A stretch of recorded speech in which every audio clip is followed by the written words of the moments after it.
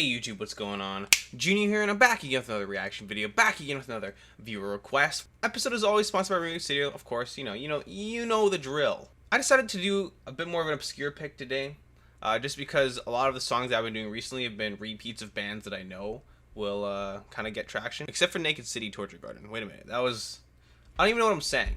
Anyways, I felt like something a bit off the beaten trail. Some might say if you took the left-hand path by the band Entombed. Which is the song we're doing today. It's only been requested by one person, and that being Panagiotaras123. I've never heard this band or song before. I'm pretty sure I've heard of them, but I can't recall a time where I've actually listened to their music. So this should be exciting. I'm not quite sure what genre they are, but apparently they are a death metal band. So that's pretty cool. I do enjoy death metal. The iconic title track to Entombed's debut album is an ode to atheism and self-determination. Okay. The title refers to the left-hand path belief system, which is described in Anton LaVeyan's The Satanic Bible. This denotes belief systems that focus on the individual rather than a higher power, the rejection of the status quo in favor of embracing freedom. Okay, alright, I think I kind of see what's going on here. Most Satanism, or what would you call it? Yeah, Satanism, is not theistic Satanism, okay? It's a bit different. It's kind of more in line with this, where it's about thinking that you are your own god, in a sense. Not literally, but taking the responsibility upon yourself to act like a good person. You know, you don't do it because there's like a higher power telling you to do it. You do it because you have the power to do so yourself. And I think there's more to it. Of course, there's a lot more. I'm not really familiar with the various satanic religions myself, but as far as I understand it, that's kind of like a general overview. Of course, there is theistic Satanism that does exist. I think Infernus of Gorgoroth fame claims to be one. I think. Yep.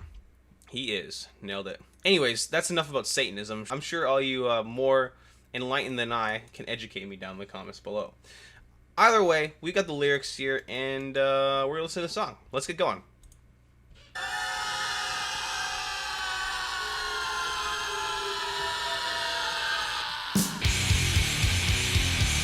Some tortured whales at the beginning there.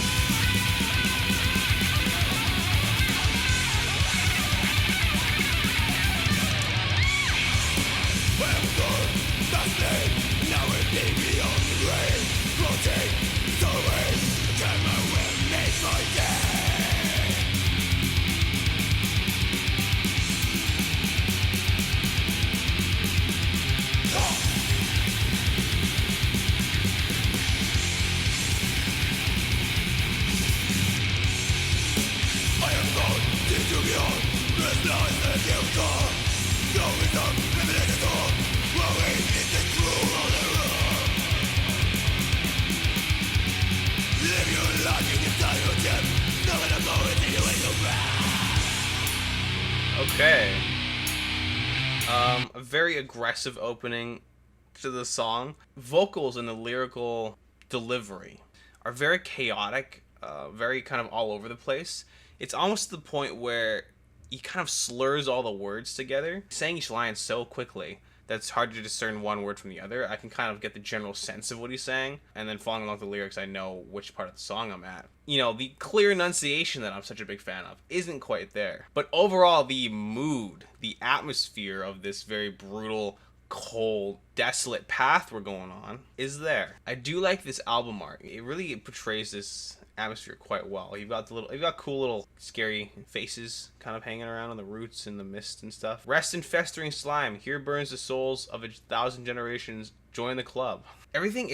When did this get released? It sounds pretty old, like 80s or 90s. 1990. Okay, so right in the middle.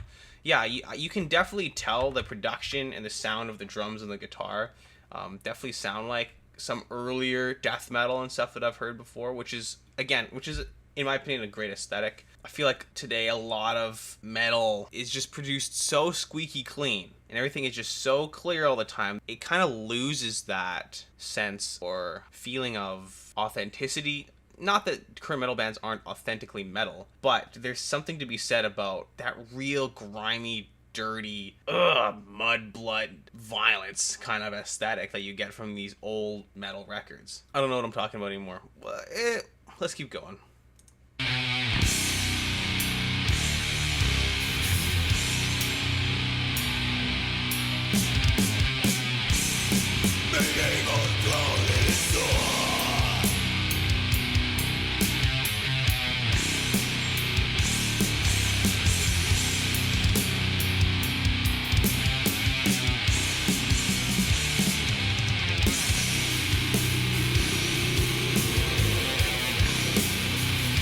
very ethereal, atmospheric vocal passages every once in a while as well.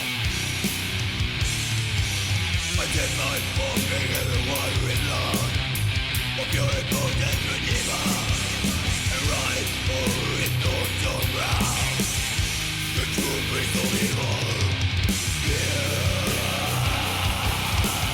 Yeah. Okay.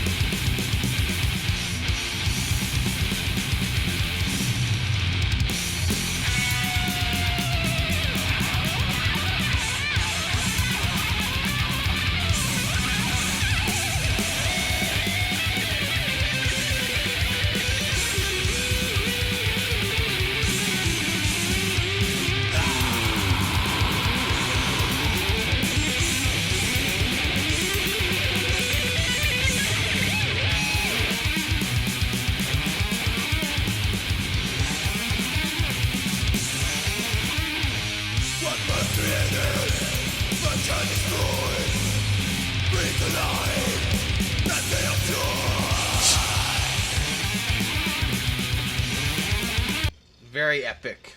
Very awesome. So pretty intense guitar solo.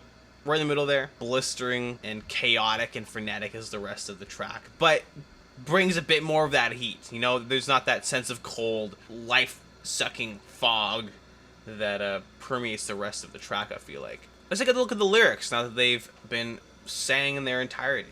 I am my own god, master, slave, and I will be beyond the grave. No one will take my soul away. I carry my own will and make my day. Kind of what I was saying before. This is all about kind of self-determinism. He is his own master and slave. I am my own god. See the truth beyond. Through endless lies thy kingdom come. Glorified wisdom, illumination tool. Self-deceit, it's the golden rule. This seems to be taking a bit more of a direct shot at organized religion in general. Live your life. You're gonna die your own death. There's no one above that's gonna take your breath. Okay, so, you know, again, just kind of reiterating, believe in yourself, and that's all you need to do. Don't hope for somebody to hold your hand and take you along once you die or something like that. I dip my forefinger in the watery blood of your impotent redeemer and write over his thorn-torn brow the true prince of evil. So this is a very direct connection between this song, his beliefs, and of course the story of Jesus on the cross, and writes the true prince of evil over his thorn-torn brow. So, you know, as he's hanging there on the cross, he does this to him. Denoting Jesus as the true prince of evil obviously is direct opposition to what the actual beliefs of the Bible are. This person who wrote the song believes that the religion affected upon the world, he doesn't see it as a positive thing. You know, a lot of atrocities have been committed in the name of religion, whichever one it may be. So that may be what he's alluding to here. Possibly, who knows? What man's created, man can destroy. Bring to light that day of joy. So I think the belief here is that religion is a man-made thing. Obviously, he would believe that because if he doesn't believe in a higher power, then who else would make it but us? So if we can make it, we can destroy it. Bring to light that day of joy. I'm pretty sure you can all understand the sentiment of the song that's going on right now. It's very aggressive in its stance, let's just say that.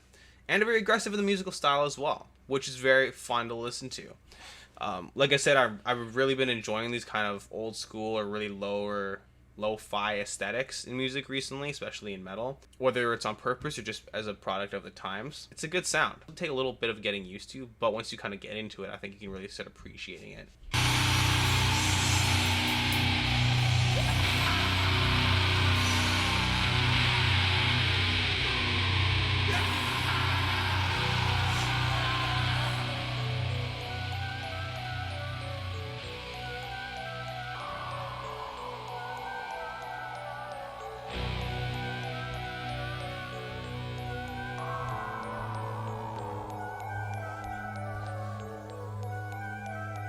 I also like these key elements they're putting in here. Very atmospheric, and again, bringing back that sense of cold. Like the album art is kind of portraying this very frosty, misty forest.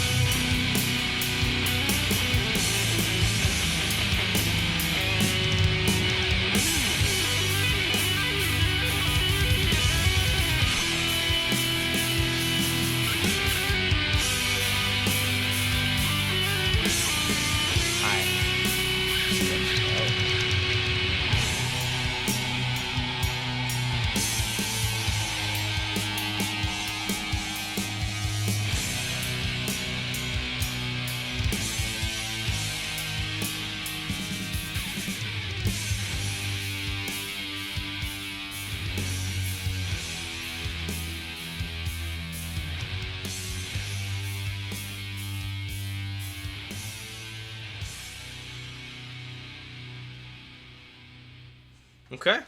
So that was Left Hand Path by the band Entombed, I guess off of their debut album. Yeah, I mean, a solid track. I think my favorite part about it was just the overall atmosphere and mood that it kind of brought to the forefront. And I'm always influenced by the album art. I can connect visuals and auditory stuff really well. So whenever I see a piece of cool album art, it does influence the way that I listen to the song. And the song really did bring to life this really murky looking forest in which you would take the left hand path, taking a step towards the burning souls of 1,000 generations. I don't know, very enjoyable. As I said, I really enjoyed the production. I think it really adds like a sense of character to these bands from the 90s. The vocals were good. Like they for back in the day, like those are, I think, some pretty solid death metal vocals for sure. The enunciation wasn't quite there, but I think that's a very minor complaint, because overall the sound and the aesthetic was there as well. They also incorporated a lot of very atmospheric elements like the keys. In the middle, also at the beginning, they had these very just guttural, heart-rending screams that kind of built into this. Or where was it? Like here. Like this. This is very eerie. So that was enjoyable as well. So a lot of different elements, not a simple, straightforward track as one might assume. It had a little bit more to offer than I was expecting. So I enjoyed it. I give this song a thumbs up. And that'll be it for me today, guys. Thank you so much for watching. If you like the video, make sure to like it. If you like the channel, make sure to subscribe. Of course, everybody have a great day. I'll see you sometime. And yeah, that's about it. Catch you later on the left hand path.